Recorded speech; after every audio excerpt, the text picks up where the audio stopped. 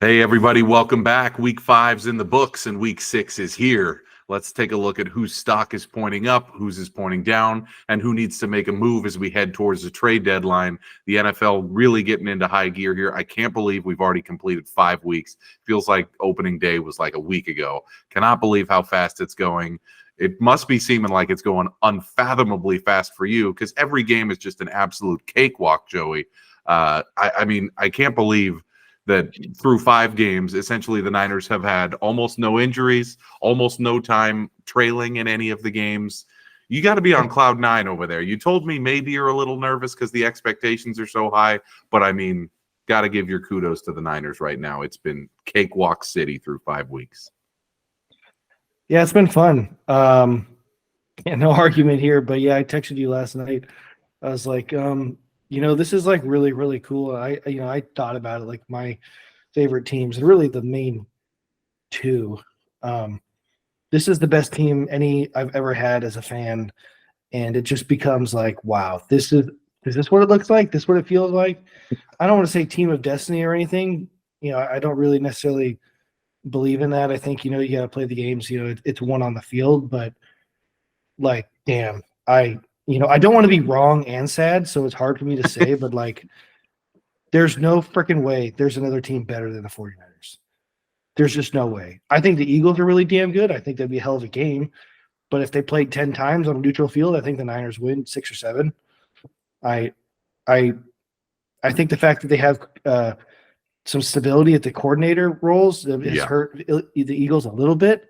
I think the Eagles where they win in the trenches, scares me a bit, but we'll see, I guess, in December when they play in Philly. That's the next circled one, right after the Seattle one. I mean, that's a hell of a 3-week stretch, Seattle, Philly, Seattle for the Niners. But yeah, I mean, after the season, they don't have any weaknesses. Ones we thought were maybe Purdy coming off the elbow. I mean, we thought Jake Moody couldn't make kicks. I thought maybe they would struggle to stop the run a bit. I mean, maybe McKivitz wouldn't be him. Any good. I mean, I thought he'd be better than Mike, and Mike was my favorite player on the team every year he was here. But yeah, they're loaded everywhere, and it's people. I heard today someone's like, "Are they going to go 17-0?" I'm like, I don't think so. No, that's number one, incredibly hard, if not impossible, and like this, they're not going to go 17-0. But do I think they go at least 14-3? Yeah, like 14-15 wins. I know they have a couple tough games, but I mean, they're going to be favored except maybe Philly. Probably, I mean, if Philly'd be favored in Philly. But I mean, I think even Seattle. It depends. If they're playing like they're playing right now, it'll be up. I mean, it depends injuries and time too, but like, I mean, they're going to, I think they're 5 points. I think Cleveland's got a really good defense. I mean, I think they have players, but it's Niners. I think they were open to -5. And Cleveland's coming off a bye. I mean, I thought maybe the Bengals can be a tough game. That doesn't look nearly as tough. Trying to think, I thought the Vikings would be better, but I mean, still, it's on the road. It's a tough ass place to play. The Chiefs only, struggled yesterday. I thought Jacksonville, but like they're going to be favored, and that is a lot of pressure because it's like shit. If it doesn't happen this year, when the hell does it happen? And you just look at the NFC and you go, okay, the path for the Niners is 1. They got to get through Seattle to win the division. I think they're significantly better than Seattle on both sides of the ball. Then they got to get Seattle's through. Really good, and Seattle is good. I think Seattle's going to go 11-6 or 12-5, but they're not going to be in the same stratosphere as the Niners, barring major injury. So then it would be probably a Detroit, maybe a New Orleans or Tampa Bay in the first round. It's like, okay, that's not really in the same level. Yes, we believe in Detroit. I think Detroit is probably the best team in the NFC outside of the Niners and Eagles right now. I think Dallas is below Detroit now for sure, in my opinion. And I agree. People are saying like Dallas is still in that. Dallas to me is behind Detroit and Seattle. And I would honestly, agree. They might be behind the Rams. I don't know if I go as far as the Rams because I do still think the Rams roster is pretty weak, but clearly they have a better head coach, a better quarterback. Yeah. And quarterback. Yes. Stafford looks healthy. Kupp looked good. Nakua looks good. I thought they were in the game against Philly. I thought they should have won. I think they should have been up in the first half. Then the second half comes and the adjustments get made, on Philly's side. Yeah. But I mean, yeah, Dallas, like The you path saw for it the last night. Niners They ran is, it right at Micah Parsons. I mean, anyone who at the beginning of the season was like, okay, for SF to get to the Super Bowl, it's going to have to go through Philly. They're going to have to go through Dallas. I mean, it's like Dallas is not a concern right now, as we saw. Rivalry. You have to win. You know what? It feels like my other favorite team, the Sharks, every time they play Vegas. Rivalry. You just roll out and get your ass kicked. One side has to actually contribute for it to be a rivalry. It's like the Packers-Bears greatest rivalry in football. That hasn't been a rivalry since, God, the 1940s or something. TV was black and white. Yeah. What was it even on TV? Who knows? Yeah. So the Niners are 5-0. They're at the top of literally every power ranking at every website you read. This is the best start to a season for the Niners in your lifetime. I think unequivocally, this is the best Niners team, probably since the 95 team that won the Super Bowl, but you were too young to remember that. It's been forever since the Niners have been at the absolute upper echelon of the league. Yes, during the Harbaugh years, they were really good, but there was always good. Yeah, there was always, the Brady Patriots, the Manning Broncos, the Wilson Seahawks. There were, even the Saints back then were phenomenal, going 13 wins every year. There was never like the Niners are the number one team in the NFL season. This is that season. So crazy start to the year for the Niners. For the Vikings, it's been the exact opposite of 2022. Another one-score loss after going 11-0 in Kevin O'Connell's first 11 one-score games, 1-5 in the last 6, including the playoff game last year. I mean, it's one of those that like it almost becomes surreal as a Vikings fan, where the first play of the game, the tight end breaks away on a 15, 20-yard catch and fumbles it immediately on the first play of the game. And you go, it's not even here we go again. It's the game is over. And granted, we took the lead shortly before the half, but I mean, we were never really truly in that game. We were always playing catch up. Difficult situation for the Vikings to be 1-4 facing, the Niners on Monday Night Football in 2 weeks. Yes, we play at the Bears next week. The Vikes are 2.5-point favorites right now going into Chicago. Chicago coming off a big win at Washington. I think we'll win the game. I think there's not a lot of pressure on the team anymore, given that we're 1-4, and I think the fans have mostly written us off at this point. But man, this is a game that's like, it's not even a must win. Like last week was a must win, but we're getting to that point now where as a Vikings fan, I'm starting to think about the future. I'm starting to think about, who is going to be the quarterback past Cousins, because basically any path to make the playoffs right now requires not only beating the Bears next week in a game at 10 a.m., one of those games where Cousins shines, but then winning on Monday Night Football against the Niners in week 7. So tough spot for the Vikes. As an impartial observer looking at the team, do you think that it's probably time to, pull back and start thinking about the future? Or are you more on the Tony Romo side, who Romo throughout the whole game said this Vikings team is better than last year's? They've just been unlucky. So that gave me a little hope. I heard him say that. I was watching at the time. I heard him say that. I was like, I don't know. I don't know about that. But I don't believe in tanking. I don't believe in but I do believe in making smart business decisions as a team. And I think they have to look at trading Kirk Cousins.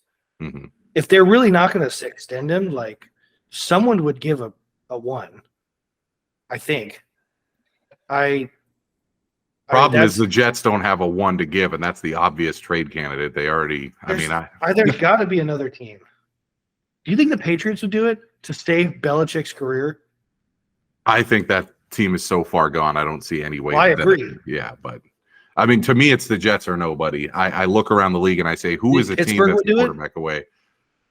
Pittsburgh, I don't know. They can't give up on Pickett after 12 games as a starter, 10 games as a starter. If anyone should do it, it's probably the Jets. But I can't believe I'm saying this, but who outside of the Jets would accept a trade for a guy who currently is probably one of the 6 or 7 best quarterbacks in the NFL? At least statistically, he's been phenomenal this year. Atlanta would do it?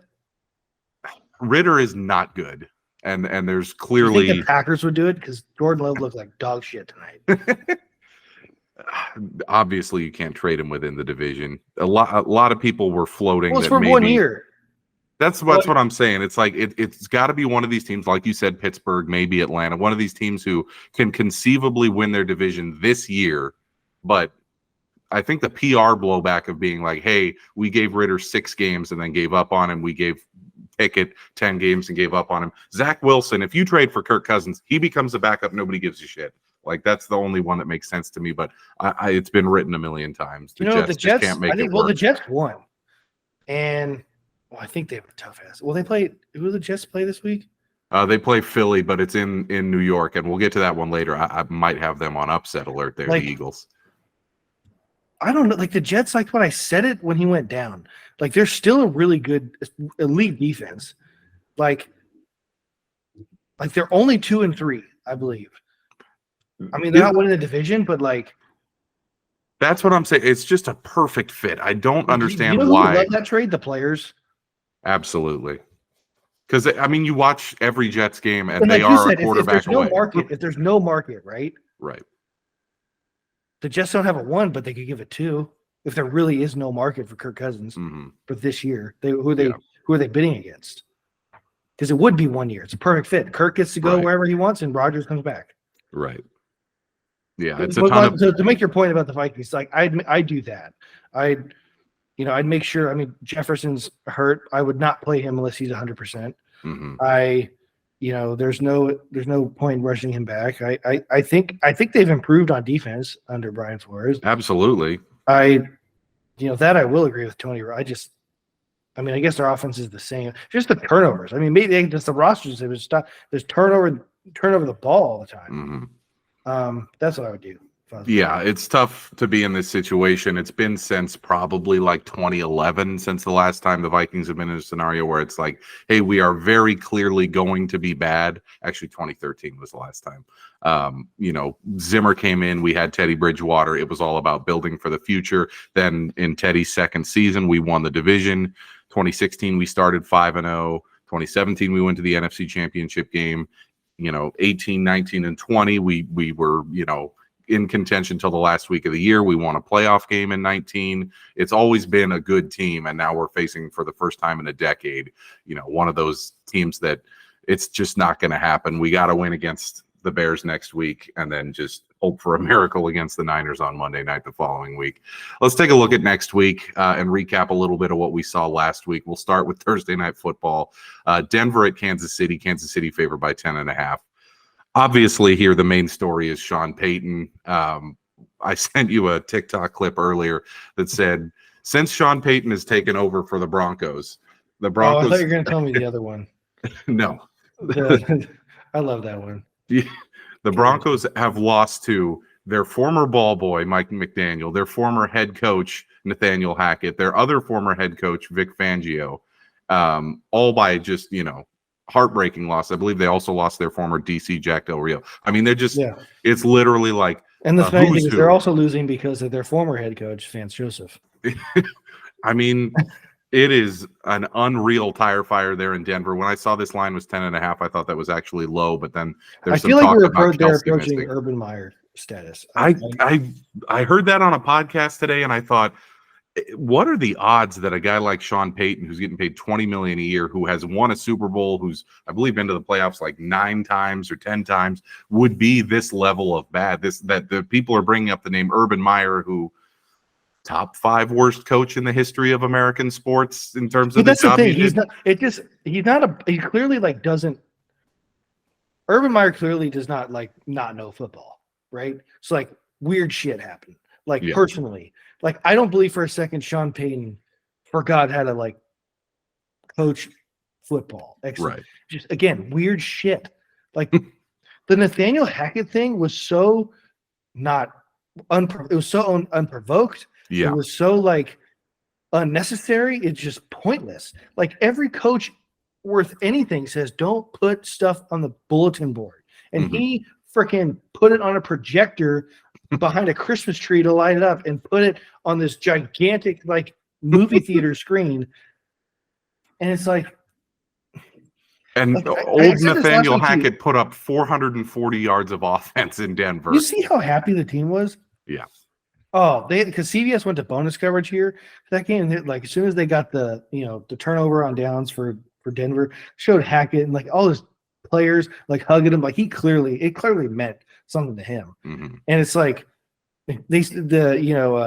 Saleh said, "We got one game ball," and this goes, "Coach Hackett," and it's like, yeah, I just Sean. There's a gigantic red flag on Sean Payton right now.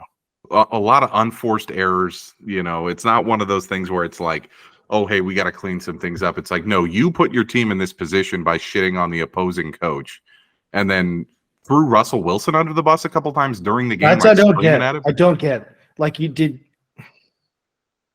Like I get the not kissing babies. I get it. I don't love it from the sense like in hindsight, like you can't be telling Russ this shit in the media and like being an absolute tire fire yourself. Yeah. Like it goes to a larger discussion of, and I wanted to make this point later in the pod, but let's just do it now. I think the Bill Parcells coaching tree, that type of coaching, hard coaching. So Bill Parcells' disciples, Sean Payton, obviously, Bill Belichick, of course. You look around the league at, that type of hard coaching is just not going to get people through who anymore. coach hard, but like it's not like their entire coaching identity. Right. Like I saw watching Philly against the Rams, Jalen threw a horrible pick. Yeah. Horrible. And you see Sirianni kind of like rip into him a bit. Mm-hmm. But it's not through the media. It's not like, it's not unconstructive. Yeah. Clearly, like they said on the broadcast, like Jalen Hurts, his dad was a coach. Like he wants this. He wants to be coached hard. That's part of what makes him a great player. Okay, so like Russell Wilson clearly can't be coached hard. Mm-hmm. Mr. I'm blocking teammates' numbers, talk to my manager, kissing babies, all this shit. Like clearly you can't. Anything you want to say to Russell, say it to Pete Carroll first. Yeah, I say to Team 3. Whatever. I don't want to get on a like Russ tangent because I think he's been fine. He's been better than fine. Yeah. Like, is he perfect? Absolutely not. Is he worth the money of the contract? No, that's not his fault. He didn't pay himself. And yeah, Sean Payton's got to look in the mirror right now. I mean, I said it last week, we look at like there's so many players you go like, are they really this good or are they really this or like it's a product of the situation. My point is we need to do that with coaches. Absolutely, and like, for a guy like him, Sean, did he need the money? Like, did he really need the money? Because it's looking more and more each day like he just took this job because of the money. Yeah. Like, why would you take this job, 5 years, $100 million with the Broncos for any reason other than money? Because right now it's like you could have had the Chargers job. You could have had, any job in the league over the next few years where you like draft a young quarterback. Whoever Caleb Williams goes to, I'm sure he could have probably joined that team for big money. But he just wanted to get a job. And I mean, he picked the wrong situation clearly. And the league might have passed him by, just like it has with a lot of these hard-nosed guys, like Mike Zimmer with the Vikings for a while. It worked early on with a young team, but as the team got more veteran, they got tired of, having this coach who, he rules like a dictator in the locker room. That kind of shit doesn't really fly in the modern NFL anymore. Let's take a look at what I think is the game of the week next week. Seattle at Cincinnati. Cincinnati, a 3-point favorite at home. Seattle coming off the bye. I was surprised by that line. Bengals definitely righted the ship at Arizona with a 10-point victory. We were wrong on that pick last week. I think a lot of professional bettors, a lot of recreational bettors, we all looked at that and said, Arizona has been better this year. Why are they catching 3 points? Well, that's because Burrow, for the first time all year, looked relatively healthy out there. So Seattle coming into town, I think that's going to be the game of the week. I put that as my number one. The only one that possibly could be is Dallas at the Chargers on Monday Night Football. But good game brewing this week. As a Niner fan, obviously you'll be paying attention to Seattle. Do you like the line at -3 or do you lean Seattle there?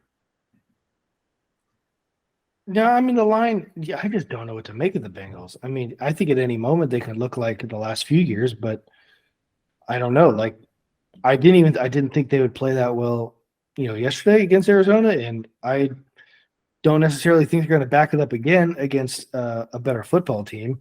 I think Seattle's a better football team. The game being in Cincinnati obviously sure helps them, but yeah, I guess it's a fine line. But I would pick Seattle to win the game. Yeah, I mean, this is going to be one that's going to be, I would think it would be very high scoring, especially Seattle coming in off the bye. Probably going to be, a slugfest there. I really think, the other candidate for game of the week on Monday Night Football is going to be similar to this one, where it's just going to be throw, I don't think the running games for either team are going to get established. So that's one to look forward to, especially for you as a Niner fan. If you watch that game early in the day and you see Seattle down and you're up, you're like, okay, if we can get a 2-game lead in the division before we play Seattle, you can really start to think about, hey, let's rest some guys in certain situations. One other game in the early games I wanted to get to before we get to some of the more marquee matchups, Washington and Atlanta. Atlanta's favored by 2. Don't really care about the game that much. I just wanted to bring up Washington's loss to the Bears last week. I think we're discounting that Washington really could be like an underrated candidate for worst team in the NFL. We talk about Carolina, we talk about Chicago, we talk about New England, we just talked about Denver. Washington has gotten the doors blown off of them by Buffalo and by the lowly Chicago Bears. Early before the season, we said Washington under 6.5 was probably our favorite season-long win total. Man, did we get nervous after they started a little hot and Howell looked pretty good. That team sucks. Ron Rivera's on the hot seat. Well, we just talked about coaches. What do you do, Ron Rivera? Like, you're Mr. Culture guy. Like, you're a defensive guy. You got Jack Del Rio. You guys, like you said, get the doors blown off of you against what was the laughing stock of the NFL, Chicago Bears, put up 40. Yeah, and your cousin DJ Moore with a career game, 8 catches for 230 and 3 touchdowns. Huge day. Yeah, I don't, but then I thought they played Philly well. I know division games different; they know each other really well, but like, I don't know what to make of Washington. I think they have talent on the offensive side of the ball, and they put so much money in their defensive line, and they don't play with any effort. We saw that new team owner Magic Johnson rip them after was his piss poor effort, whatever he said. Like, yeah, they got Chase Young. Chase Young is a complete bust. As a second overall pick. Yeah. And I'm not even going to say the injuries. Like, the Niners played him his rookie year, and I thought he was the best player on the field. But the Niners, that was their COVID 2020, where literally everyone got hurt. It was a shell of a team, what they could have been. But still, I thought he was really good. Since like a little bit in his rookie year, he's been just either completely not even playing because of injury, or he's just been widely just ineffective. Mm-hmm. And they also have Daron Payne. They got Jonathan Allen. They got Montez Sweat. I think that's it. Yeah. And they're just not good. And like, you're a defensive guy, Ron.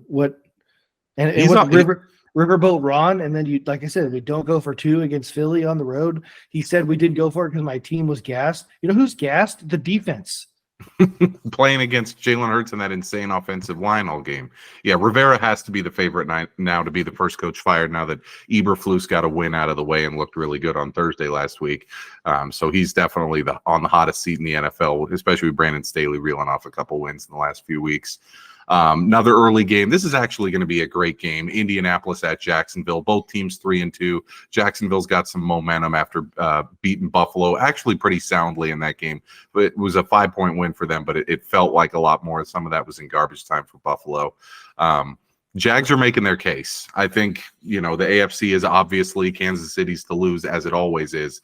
But right now, the Jags, I think, with that win against Buffalo, made a statement. I think Buffalo might be one of those up and down teams. Like, there have been points during this season where you've said, that you were wrong. Buffalo's actually a powerhouse. And now you get a chance to be like, hey, you're right.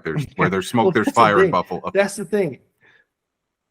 I don't want to talk about Buffalo because this isn't a Buffalo game, but just quick, like, Buffalo is a boxer who's got a knockout punch and nothing else. Yeah. If they don't knock you out, it's like they start to get tight, and it's like, we don't know what to do. We do have no running game. They ran for 29 yards. Other than our quarterback. But for this game, is this already the second time Jags and Colts have played? Yes, they played week 1. Yeah. Yeah. So, and the Colts beat them, right? No, Jaguars did. Yeah, the Jags won. They came back. The Colts should have won, but the Jags scored that late touchdown after a Richardson turnover. I remember that game from week 1. Yeah. Yeah. So, I mean, it's going to be Minshew, by the way. Yeah. I said this, for being such a freak athlete, Anthony Richardson, he's hurt a lot. I mean, he's played in 5 or 4 games now in his career, and he's left injured in 3 of them. Yeah. Who would have thought that he was the guy getting injured all the time and not Bryce Young? Yeah, I mean, it's a good. Who knew the AFC South was actually kind of spicy with these teams? Colts, Jags, Texans, Titans are, obviously with Vrabel, a well-coached team. But yeah, I mean, this will be a really good game. I mean, if I'm have any interest in the Jaguars, if I was a fan, I want to see them kind of like make a statement. Like Yeah. the Colts should not be in your league. No, they should win this by 2 touchdowns. At home, like you should put some wins together. Like you crushed Buffalo. I thought that was a big advantage for the Jaguars, being that they had 2 games in London back to back. The Buffalo didn't. I read traveled like Friday. The fact that game was a Buffalo home game, you didn't have to play that in Buffalo. Again, they rolled them. Not going to say that they didn't deserve that win, but let's come back home and make a statement. Yeah, absolutely. Which I just talked myself into thinking 2 weeks in London. Are they all week at home? Little jet lag? I don't know. Yeah, and I mean, this is a great time to catch the Colts with Richardson definitely out for this one. So Jacksonville going to try to make a statement there. Miami lost to Buffalo in week 4, and we all kind of collectively said, okay, let's knock them down a peg. Then they just won easily against the Giants. They get another easy game here, maybe the most lopsided matchup on paper this season so far. They host Carolina. They're 13.5-point favorites.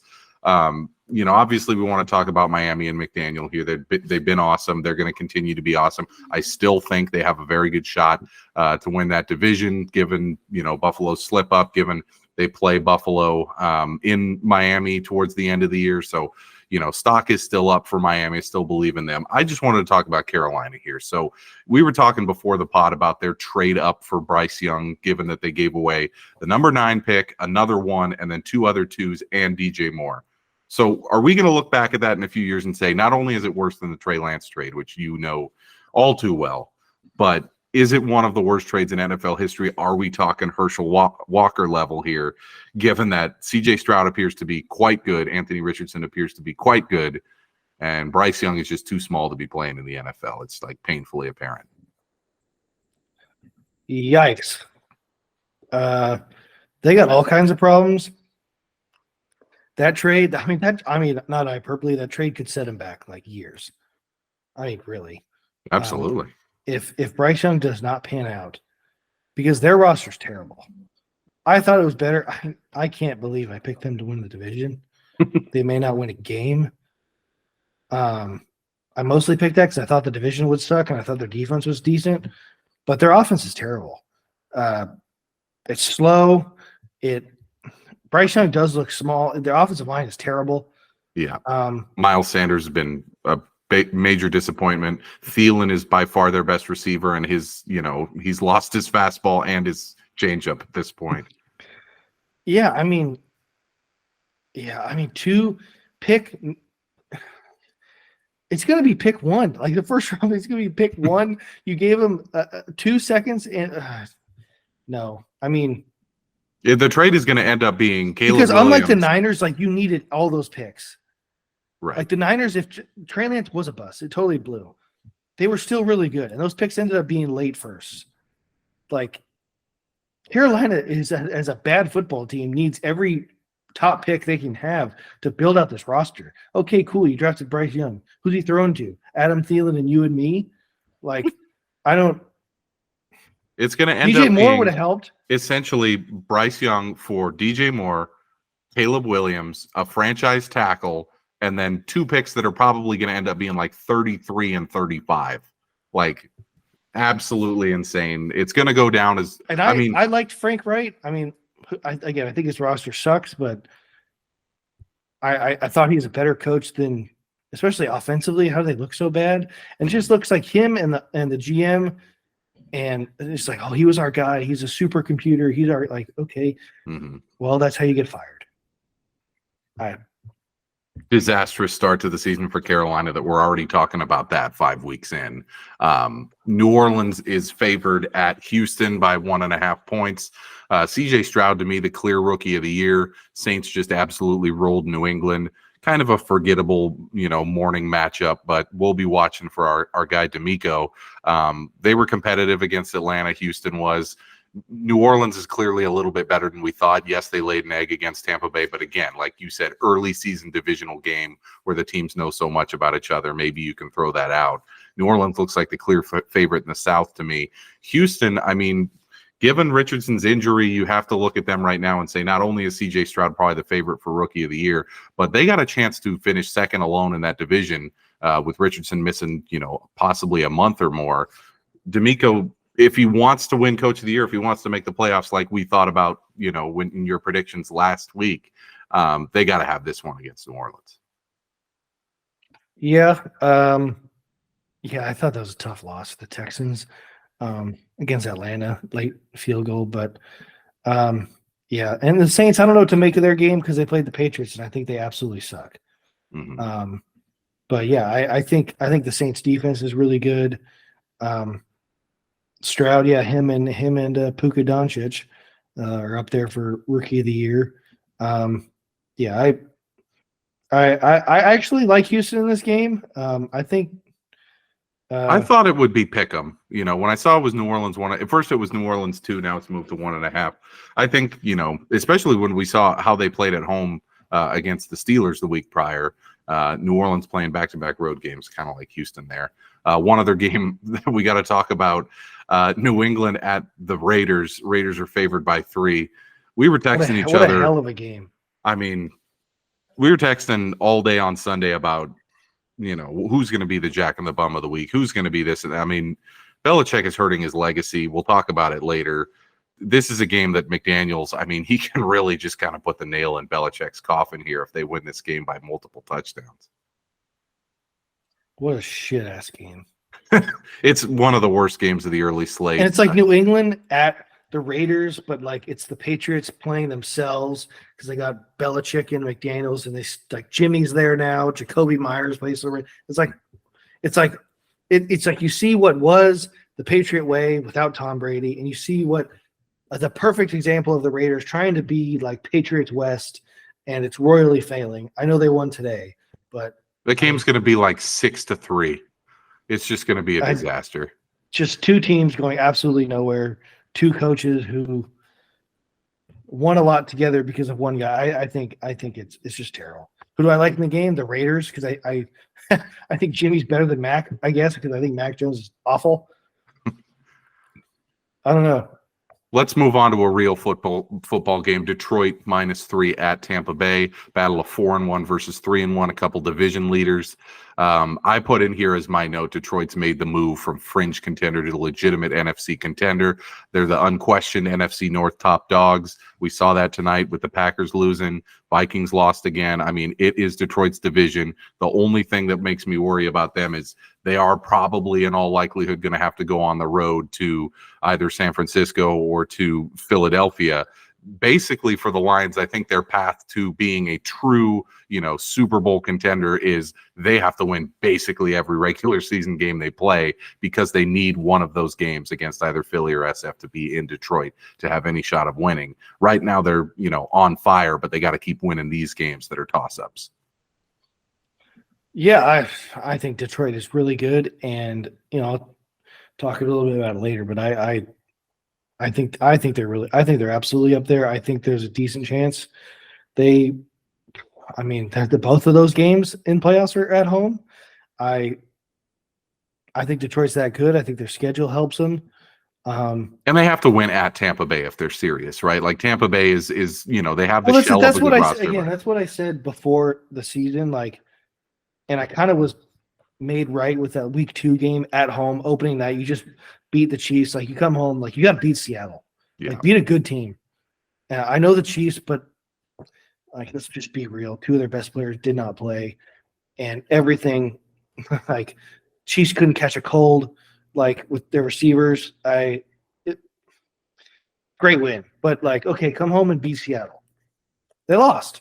So I'm like, these are the games, if you're a good team, especially if you're a contender, I think a lot of people think they're a really, I think I would put them as Super Bowl contender. I don't think, is it realistic? No. But I mean, they absolutely, if you would have told me they're in the Super Bowl, I could believe it.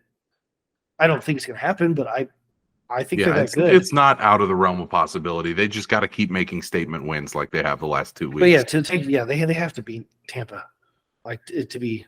Tampa's had a nice start, but it's Todd Bowles. Because we just saw Philly. Philly, they went into Tampa and just, really just choked them. Like it's like run the ball. It's like second half of that game was just a stomping. We're into the late afternoon games now. Arizona at the Rams. Rams favored by 5. The Rams continue to impress against what I think are far superior rosters. Clearly, Philadelphia has the advantage over them and literally every level of the field. But Stafford looked good. Nakua and Kupp, that's a legit 1-2 that we didn't even consider coming into the season because Kupp was hurt. We thought the Rams were tanking. They should win this game going away against Arizona, given the way Arizona's played the last few weeks.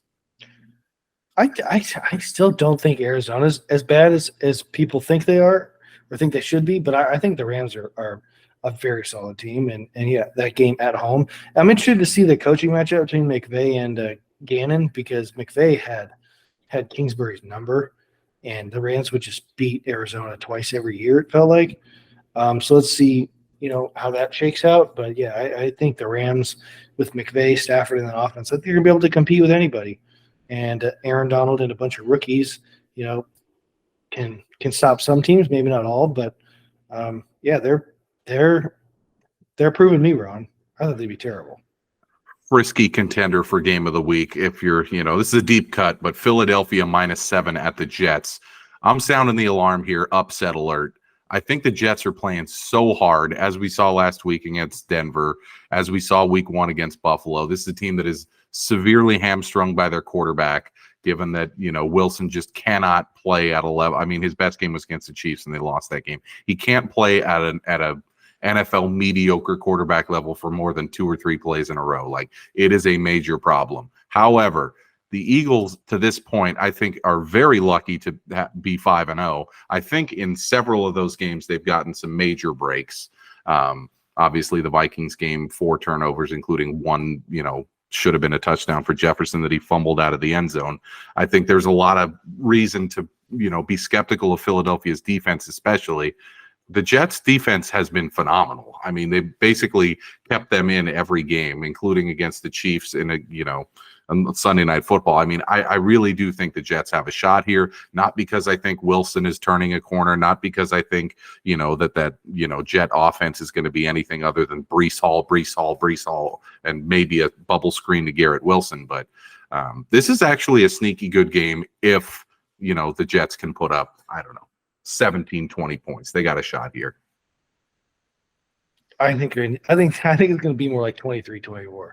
I don't know. I think, yeah, you could talk me into being a competitive game. I still think Philly would win. But yeah, I think if anyone can stop the tush push, it's Quinnen Williams. Absolutely. And just a motivated, Robert Saleh's defense, as you know this better than anybody, they're just fired up on every play. Like, if anybody's going to stop, all gas, no break. Yeah, it's engraved into the glass in their training facility. Yeah, all gas, no breaks. It's literally going to be. This is a statement game. If they win this one and they actually get through that, their first 6 games. Let me say this: if they win this one, Kirk Cousins is jet. Yeah, especially say the Vikings lose. They're 3-3 coming off a win against Philly. And now they get to their easy part of the schedule, too. The first 6 weeks were brutal. If they get through that 3-3, say the Vikings lose to the Bears earlier in the day, Cousins may be a jet before nightfall. It could be crazy.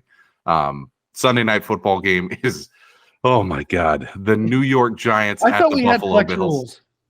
Why has this not been flexed? Buffalo's favored by 15. The Giants I thought they updated that. They did, and they had the opportunity. They stuck with it?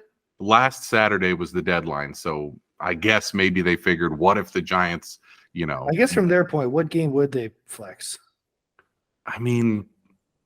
Detroit, Tampa? Yeah, Seattle, Cincinnati. At least you would have the New York and Buffalo media, like New York. But man, this is just a tire fire game. Buffalo's favored by 15. Buffalo, an up and down team. I think Seattle, Cincinnati could have been one. That's what I was saying. Seattle, Cincinnati probably would have been the best choice. Even, SF Cleveland would have been okay. Monday Night Football, Dallas -2.5 at the Chargers. That has a real game of the week vibe. I think that game is going to be incredibly high scoring in the Dome. Dallas is going to have the home field advantage in LA. Obviously, there's going to be a million Dallas fans there. I think Dallas's defense is going to want to make a statement after getting the doors blown off by the Niners, but I also think Herbert is really dynamic. Chargers coming off a bye. It's going to be a good one. I don't think I'm going to bet either ready way. to stick 50 on his former employer. Yeah, I think, by the way, in the Niner game, there was that call, I think at the time it was 21-10 or 21-7, and Dallas was still in it because they had gotten down to like year 35, and I believe I know what you're going to say. Or is 3rd and 4. They just no, run it. No, it was 21-7. Yeah, 21-7. Made it 21-10. Yeah, 3rd and 4, they ran it. I'm like, not a four down territory. They're going to go for it. Here comes field goal. I could not believe that. I was like, what is McCarthy doing? And Kellen Moore's watching that, like, thank God I got out of there. If I would have heard that in my headset, I would have been like, you fucking serious? Like, oh my goodness. That reminds me, I think you've seen it because it's been on like football, like I've seen it around like the Twitter and stuff like years because when Kyle was the offensive coordinator for the Browns and Mike Pedden kind of told him like I think we should do this. Like, I think we should run the ball. I think we should he said some suggestion to offense and Kyle just like did a double take and like and then Mike Penn said, "Oh, you know what? You got it. I trust you. Whatever you want." And then Kyle just gave this little smirk like it's like, yeah, that's what I feel like it would be like, hey, Mike McCarthy's like, hey, we're gonna kick Kellen Moore or whoever it is, like yeah, Dak is like, huh? We're gonna run a draw play to Rico Dowdle. You know what, Dak's probably like, oh, good, I can't throw a pick on this play. One of the many tire fires coming out of Dallas after that game. I mean, it's literally all you saw on ESPN and FS1 today was everyone shitting on Dallas, but it was really just a masterclass performance from the Niners. Let's pivot over to your Jack and the Bum of the Week. Ton of candidates as always. Sean Payton. I mean, we could even rename this award after him at some point. I mean, this is now what, 3rd or 4th week running that he has been the leader in the clubhouse for the Jack and the Bum of the Week. Just an absolute clown, performance to this point this season. Calling out Hackett, calling out his quarterback, losing games, collecting a paycheck that he doesn't deserve. I mean, Sean Payton. By the way, I want to bring this up. I heard this on a pod the other day. Do you know Sean Payton only played in the NFL for one season, and it was 1987? I didn't even know he played in the NFL. He was a scab. The only way he could get in the NFL is to play during the strike year when all the players, who had any talent walked off the job. The league said, we're going to go forward with, replacement players, and that was Sean Payton. So that shows you everything you need to know about his character, walking across the picket line to play in the NFL, and now look at him. I put Lamar Jackson on here. Love the guy, but that throw, that fade to OBJ basically lost them the game single-handedly. We didn't talk much about the Ravens, but that was maybe the worst loss of the day.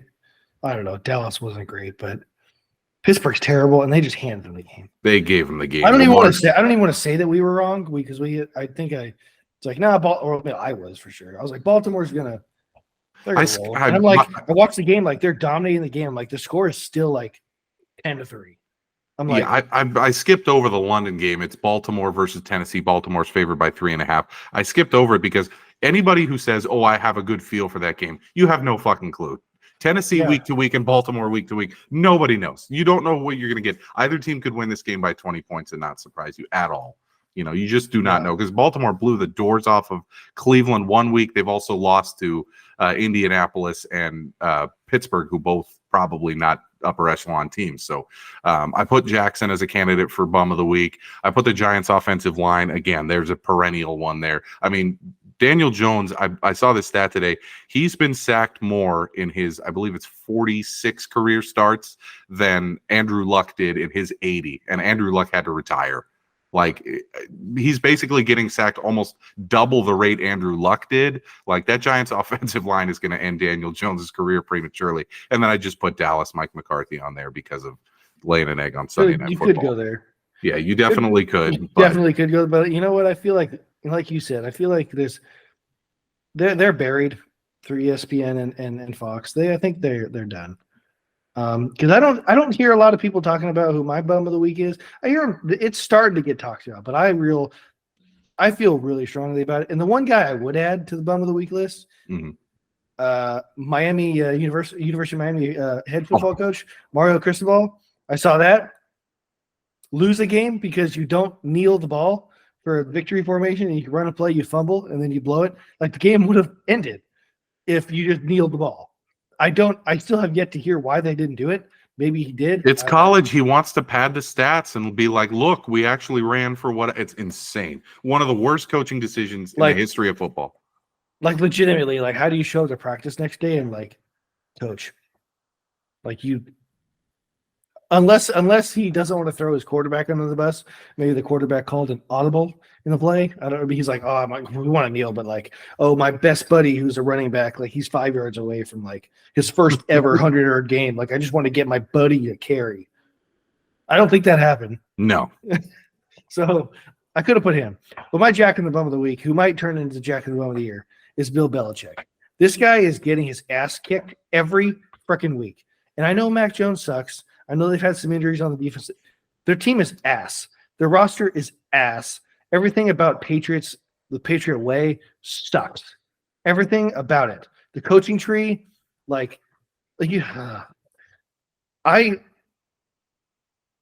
don't think they'll fire him.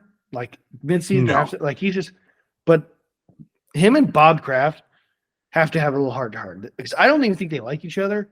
But they can't continue. This is terrible.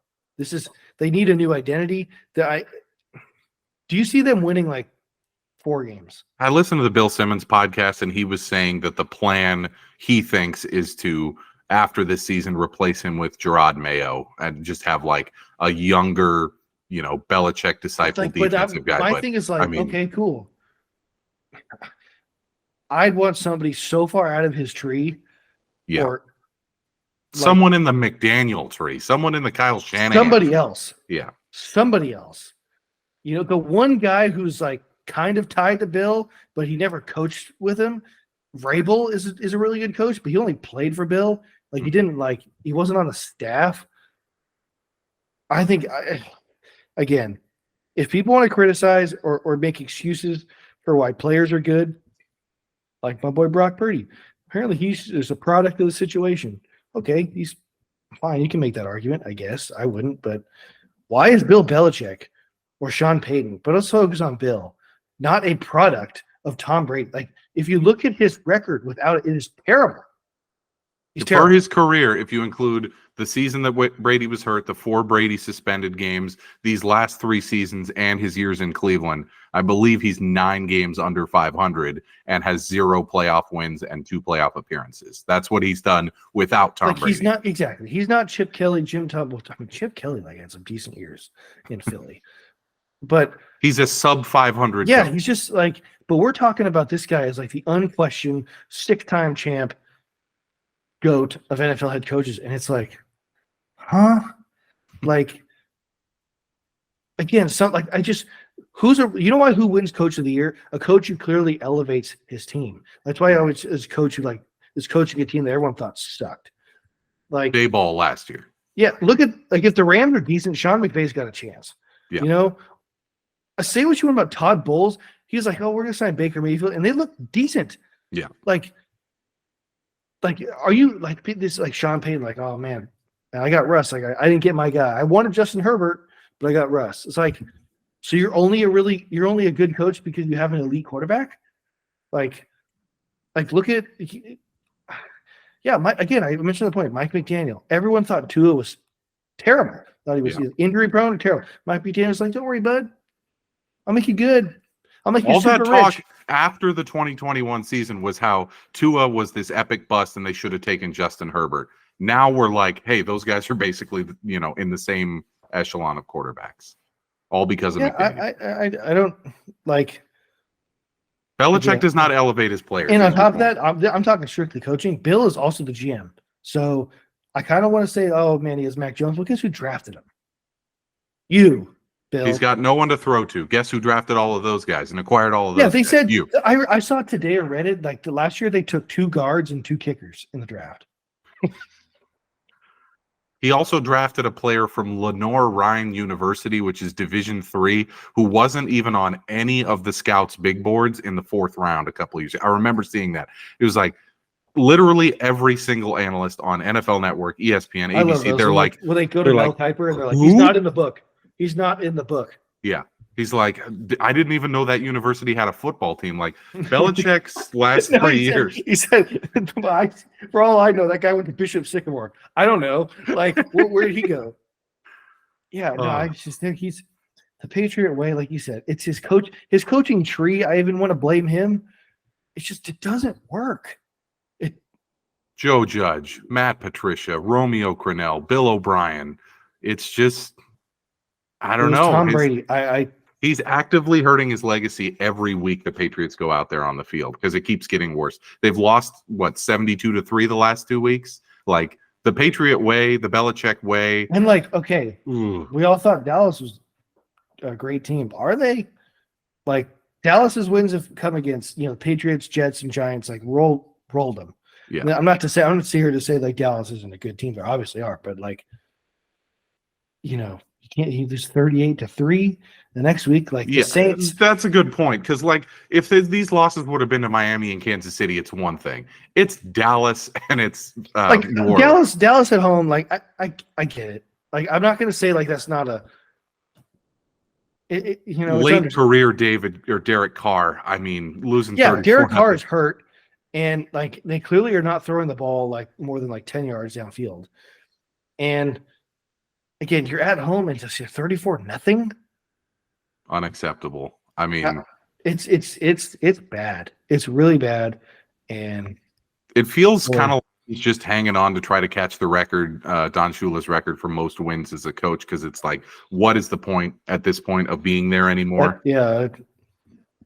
Does anyone hire him? If they do let him go, I don't know. Say that he says after this season, hey, I'm leaving, thank you for 23 great seasons. I'm leaving. Does anyone pick up the phone? Do the Chargers pick up the phone and say, hey, we can replace Staley with Belichick? That's a really, I don't know. Because like you would think, like maybe if he's not really like the best ever, but he'd still be like decent.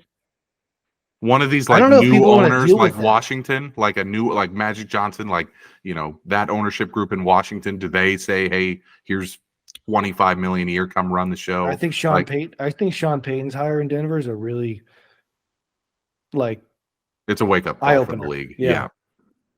Like, Bill Belichick. Like, you have to find your own coach, find your own like identity. Like, find a D'Amico Ryans. Don't find a retread.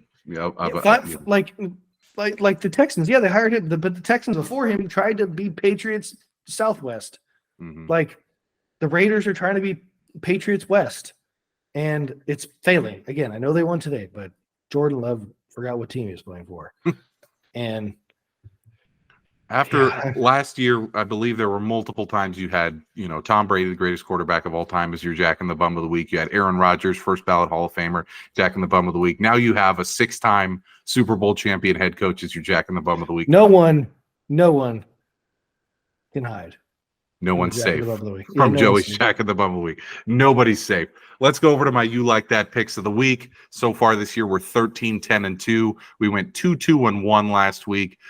We had Houston, which pushed at +2. Arizona +3, lost against Cincinnati. Miami -11 won. Niners -3.5 was the stone cold lock of the week.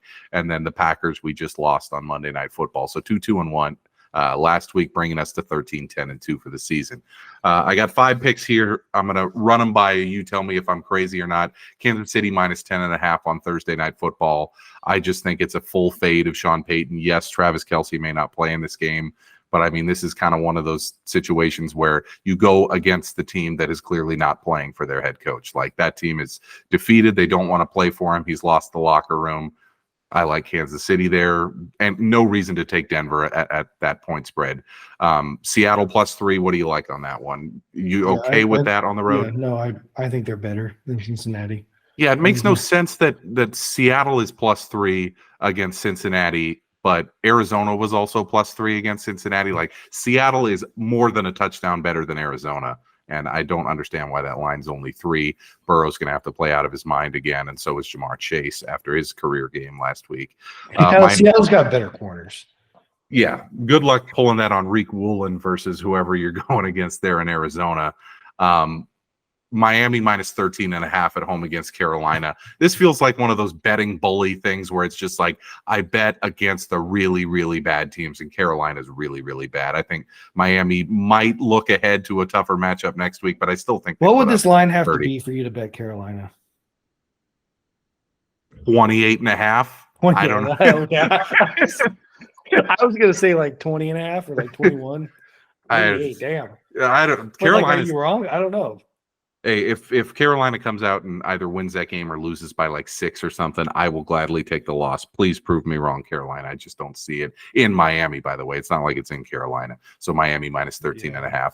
This is the one that you don't like as much. Jets plus 7. I might put a couple bucks on them on the money line in this game. It feels like one of those spots. So Philly had to travel to the West Coast. They're coming back east. Road game. Jets fans after that win last week, they're like, they got to be fired up. I mean, this is their Super Bowl. If you get to 3-3, if you win this game with Zach Wilson, Wilson, the Chiefs well. You might get Kirk Cousins if you win this game. I don't know. That's my take. I feel like that's your little like dangling the candy. Yep. Jets fans, if you can get this one, you might get a quarterback that gives you a shot this year. And then Rams minus 5 at home against Arizona. Yeah, I like that with the Nakua Cup. Wide receiver 1 and 2. I just think that's a good situation for them against an Arizona team that got torched by Jamar Chase last week. So there they are. You like that. Picks for week 6 in the NFL. We're 13-10-2 so far in 2023. Going to try to improve on that this week. Kansas City minus 10.5 at home on Thursday Night Football against Denver. Seattle plus 3 at Cincinnati. Miami minus 13.5 at home against Carolina. The Jets plus 7 at home against Philly, and then the Rams minus 5 at home against the Cardinals. Joey, it's time for your Feels Great Baby, your wildest take you feel best about currently. And we talked about this earlier in the pod. You're taking it a step further with the Motor City Kitties. Motor City Kitties. Yeah. No, we're talking about like the NFC top tier. And I think it's a pretty good bet. I saw it today. It was plus 800.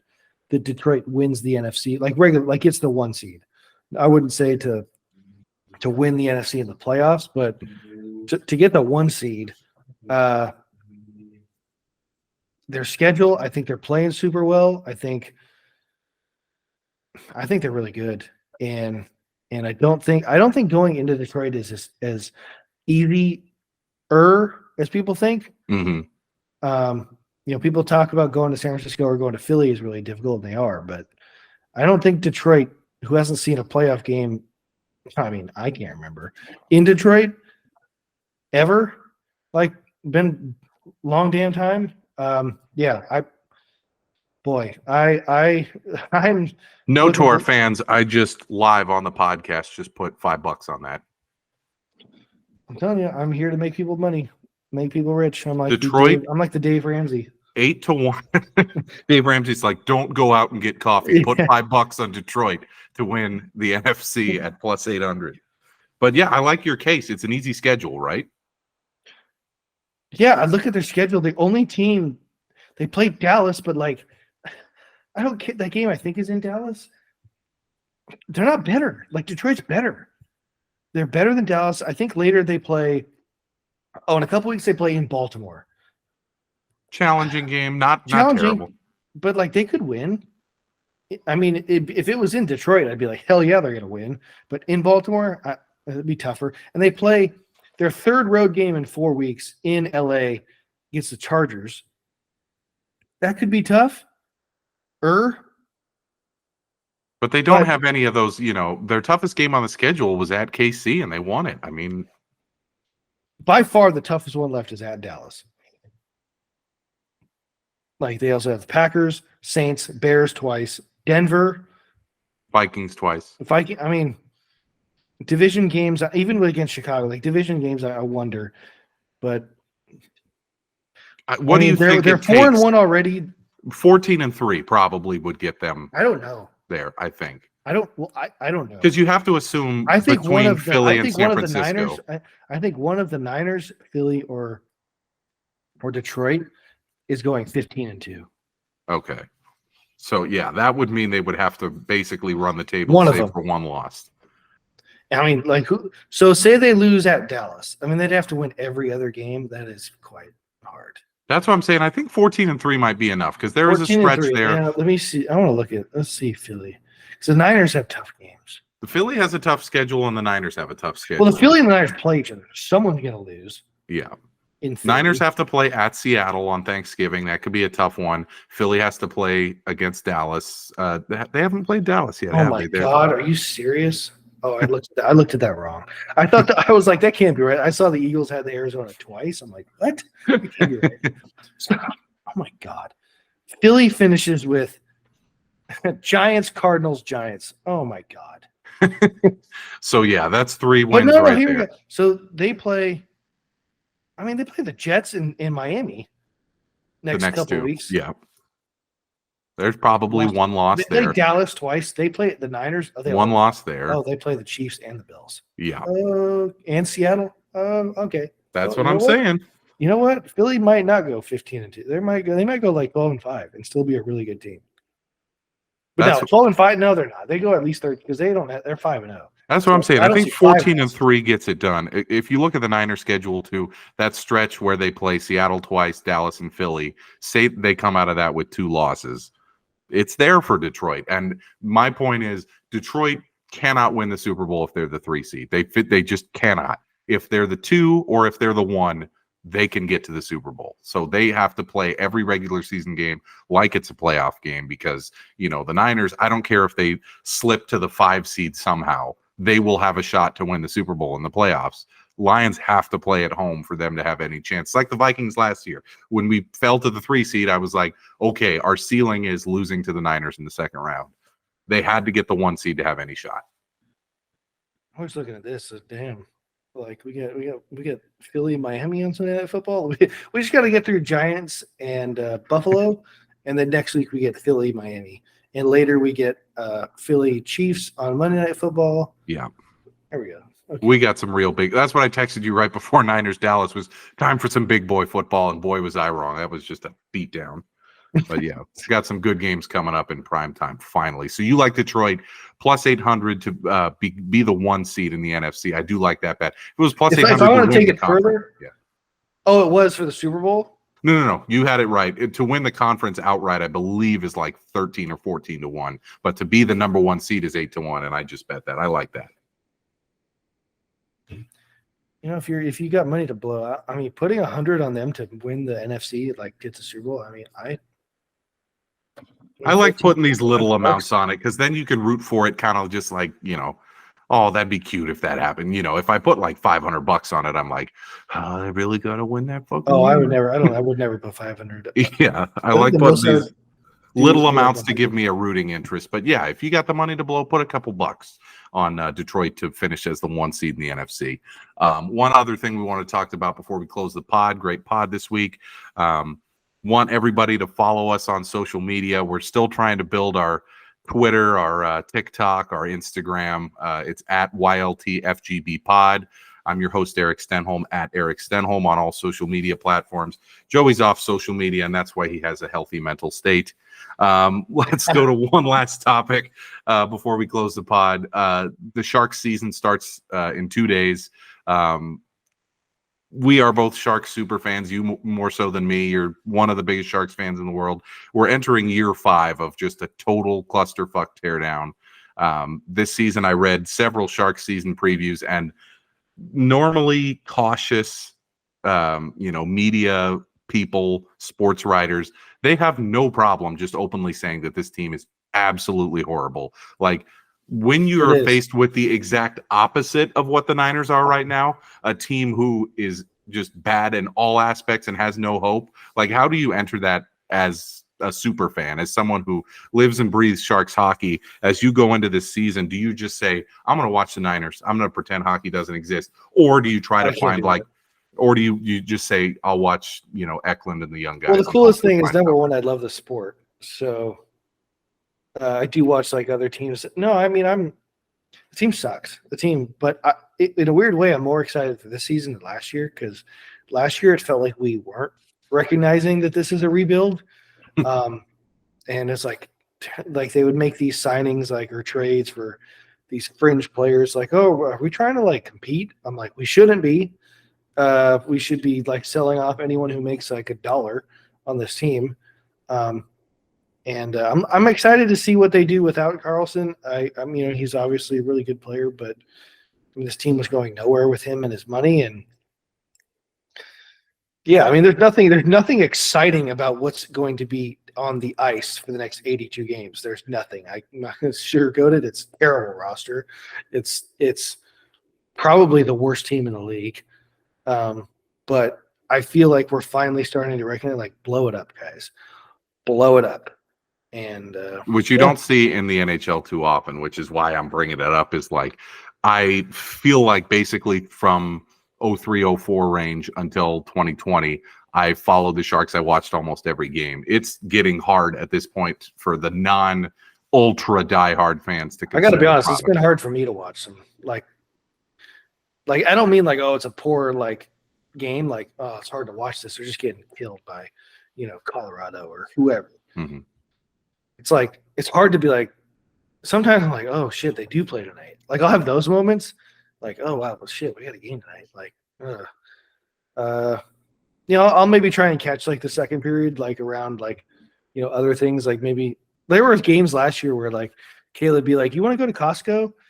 And like any other, like earlier in my life, I'd be like, absolutely not. How dare you ask me? Like, we got a game tonight. Like it's 7:30 puck drop. Like, and then, but like starting like last year, I was like, you know what? I think we can go because what am I going to miss?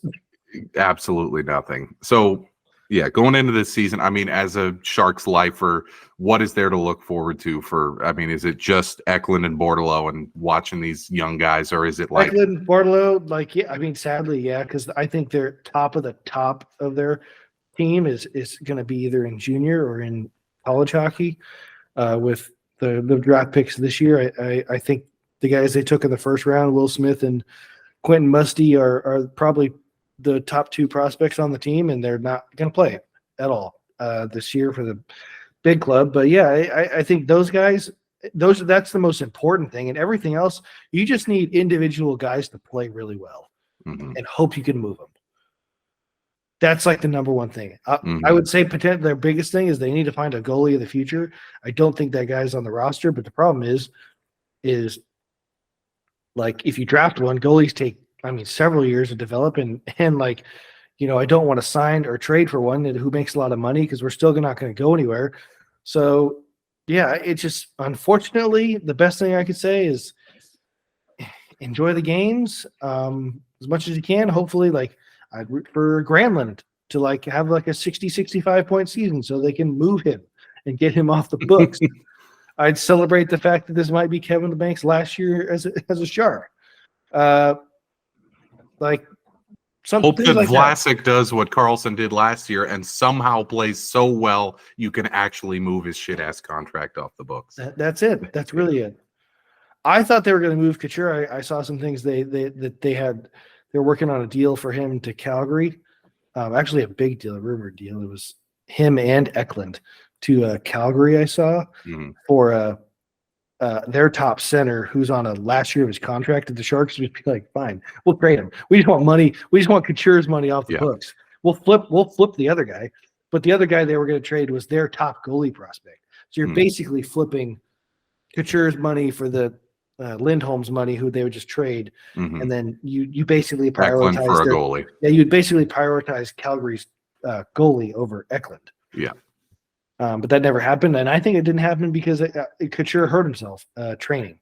So he's going to be out a bit, and this team sucks. But the duality of being a sports fan, you have literally the best team in sports right now in the Niners, and possibly the worst team in American sports in the Sharks right now.